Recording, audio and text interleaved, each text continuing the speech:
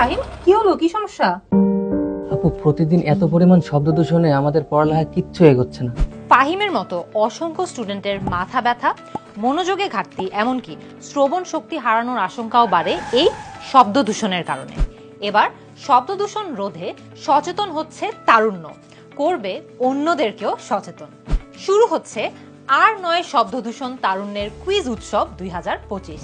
এই কুইজ উৎসবে অংশ নিতে পারবে বাংলাদেশের যে কোনো অঞ্চলের কলেজ, বিশ্ববিদ্যালয়, মাদ্রাসা, কারিগরি ও সমমান শিক্ষা প্রতিষ্ঠানের শিক্ষার্থীরা। সারা দেশ জুড়ে 80 জন বিজয়ী, পুরস্কার হিসেবে থাকছে মোট 4 লক্ষ টাকার প্রাইজ মানি। কুইজ উৎসবে অংশ নিতে noise pollution control project by DOE এই ফেসবুক পেজের কুইজ সংক্রান্ত পোস্টে ক্লিক করে অথবা ফোনের ব্রাউজারে CNP